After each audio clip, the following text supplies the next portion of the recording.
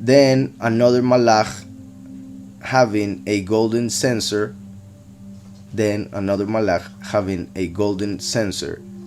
came and stood at the altar.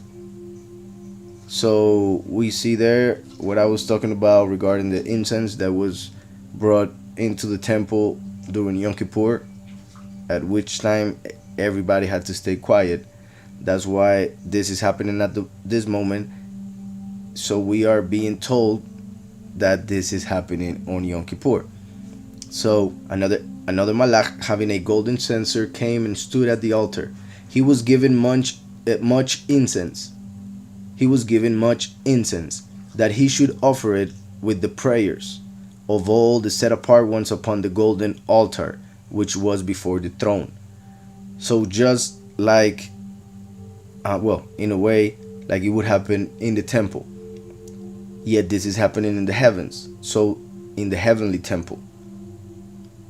And that also shows how what they would do in the physical temple on earth was a representation of something done in the heavens, and even that is a representation of something that would happen or manifest through the plan of Yahweh, through Messiah and the two witnesses, for instance. For as we read, when Yahweh showed Moshe the tabernacle, he showed him a model. So that means that the whole thing was a model of something else, was a representation of something deeper, higher. So then it says, he was given much incense that he should offer it with the prayers of all the set apart ones upon the golden altar which was before the throne. Here we start to see a connection, which we see later as clear, between the incense and the prayers of the set apart ones. And the smoke of the incense with the prayers of the set apart ones ascended before Yahweh from the malachim's hand, from the malach's hand. So the smoke of the incense with the prayers of the set apart ones ascended. So just like the smoke of the incense goes up, that represents how the prayers go up from the set apart ones, those that are set apart from the world to follow Yahweh.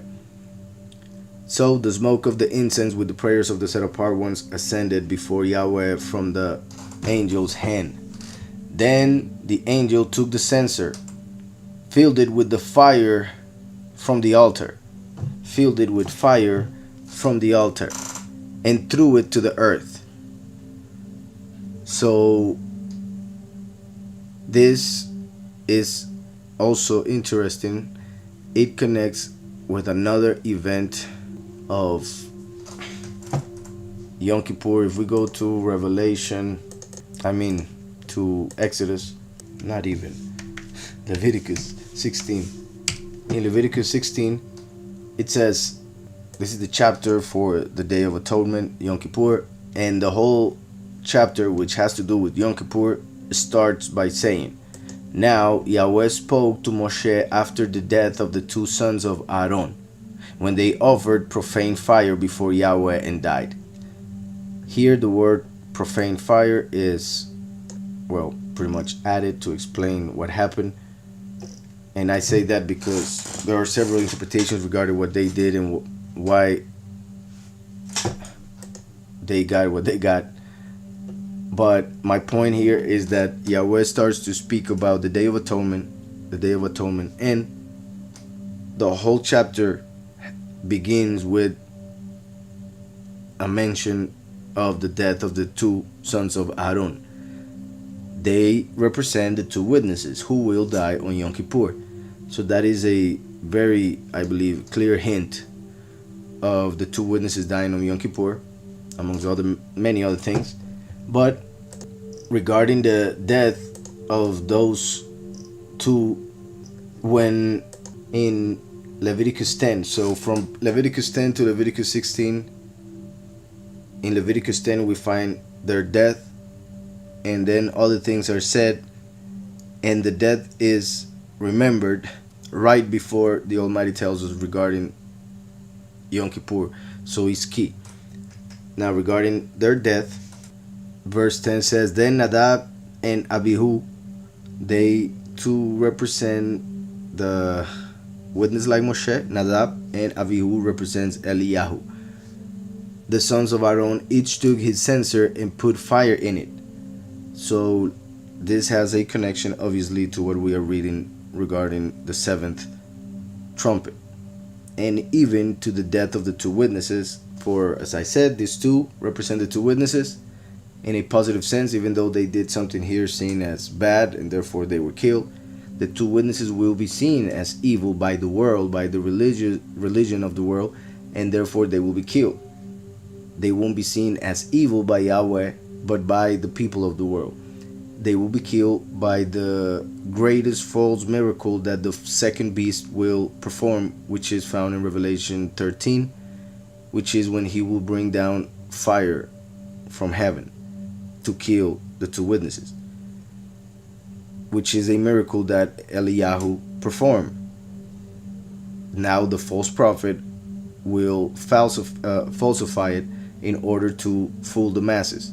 The two sons of Aaron died by fire that came from the heavens when they brought strange fire to the temple. So since the two witnesses will bring the true doctrine, which is a strange doctrine, to the temples of this world, for in this world the religions of this world have false doctrines, therefore the true doctrine is strange to them.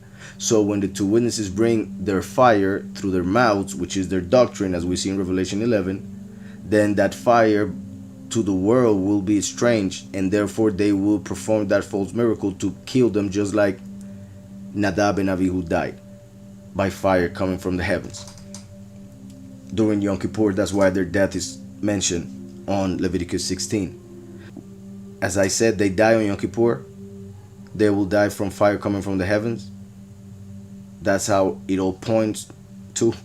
And we are seeing 1 year before that, the seventh seal is being opened. The whole ritual is happening in the heavens with the incense. And the angel took the incense, filled it with fire from the altar, and threw it to the earth. So the Almighty is angry with the humans who are in rebellion, who are in sin, etc. So that's why the plagues fall on this earth. And that Yom Kippur, the judgment of that day, for that is the day of judgment, the judgment of that day will be plagues, which will begin with that being thrown by the angel from the heavens with fire from the altar. Fire from the heavens will fall to the earth. So we see here in Leviticus 10, each took his censer and put fire in it, put incense on it, and offered profane fire before Yahweh, strange fire before Yahweh, which he had not commanded them. So Yahweh did not tell them, bring me something. They decided to do it. They didn't understand how the tabernacle worked. They thought it was a little bit more of their own volition, like what they would do. I mean, they thought they could just desire to bring something to the Almighty, to the temple, but that was not the case. The temple was so set apart that only when the Almighty would call them and would tell them what to bring and how to do so, that they would be free to do so without being killed, pretty much. So that's why also when a priest was in sin and would enter and touch the Ark of the Covenant, he would die. So the set apartness of the temple would pretty much get rid of any impurity that would get near it. So if a person was full of impurities, if he would dare to enter the temple, he would be destroyed by it. So that's why only one person could enter the most set apart place, and even that person had to have a rope tied to his feet, or well, foot, to be able to walk, so that if he were to die, they would be able to pull him out, for nobody was able to go in. He also had bells so that when he would walk, they would hear him. If they would stop hearing him, they would realize he was no longer alive, so they would pull him from the rope. So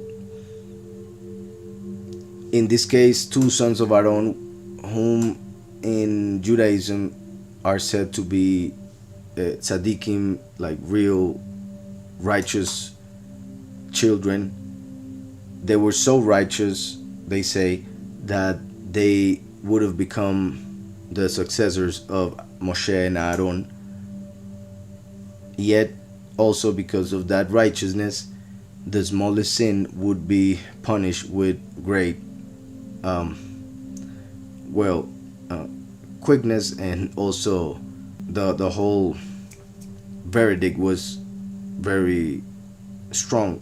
One would say they just brought fire. They thought they were giving something good to the Almighty, and they were killed.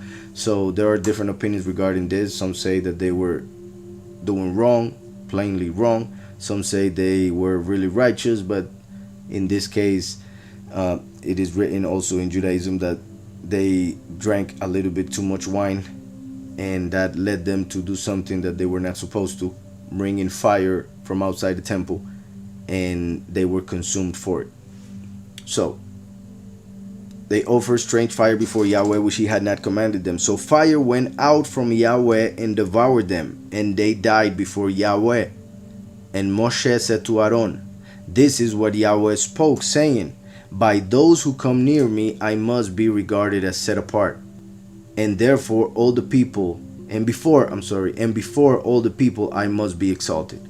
So through this, the Almighty was showing everybody how everybody should respect his presence, his honor, his name, and obviously teaching them a lesson so that everybody would exalt the Almighty by seeing his judgment. So at that moment, even though it was painful for Aaron, obviously, and even for the people, they saw a judgment of the Almighty happening before their eyes, and that, like many other things, was a clear sign of the Almighty with us, the true Creator, who is the living mighty one. So by those who come near me I must be regarded as set apart, and before all the people I must be exalted. This, since is said during this event, which in a way seems like Moshe was trying to calm Aaron by telling him this, by kind of like saying, when the Almighty said that he was prophesying this moment. So this moment and your children were actually part of the fulfillment of a huge prophecy in which the Almighty is being exalted greatly. Therefore, you should not be so sad, for your children were used to exalt the name of Yahweh. So even though that can be taken like that for our own and all purpose intended purpose, in this case, when we see this as the prophecy of the death of the two witnesses, I believe it's even clearer why Moshe said this, because the death of the two witnesses will be the end of the pretty much mercy. The door of mercy will be closed by that moment, and that's why the only way to enter the kingdom will be through dying, by not accepting the mark of the beast, as we see in the book of Revelation.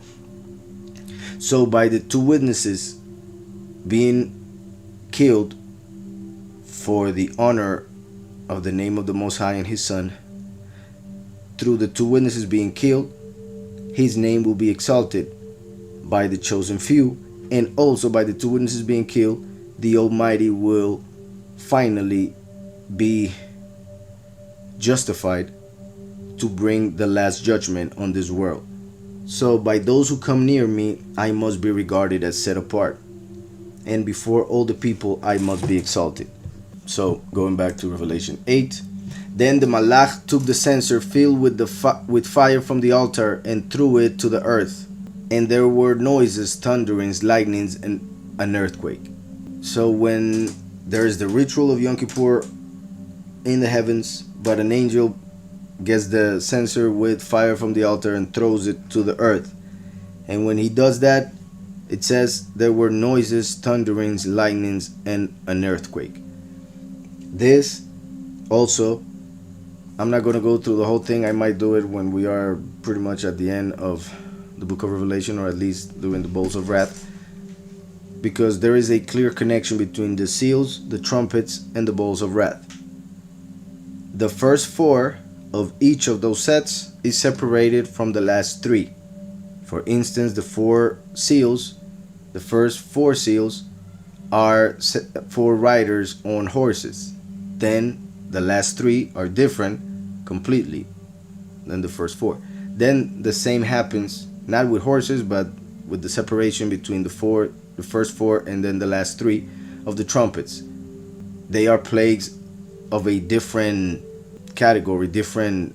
For instance, well, when it comes to the trumpets, to make it clear, the first four trumpets have to do with things that will come from the sky, from the heavens, that will destroy the earth, as in stars falling to the earth, or meteorites, or however they will call them at that time. But then during the fifth and sixth trumpet, there is an army, two different armies that will cause a lot of pain, torture for 5 months. The first army, the second army will kill a fourth of the population of this world. Then the seventh is the harvest of the chosen few and the many. And then something similar happens with the bowls of wrath. The first four are separated from the last three. Not only that, when the seventh seal is opened, we are seeing here, noises, thunderings, lightnings, and an earthquake happen right before the rest of the plagues that will happen during that seal. The same happens when the seventh trumpet is heard, and when the seventh bowl of wrath is poured. So noises, thunderings, lightnings, and an earthquake. A little extra in the last two, but we will see it in a later chapter.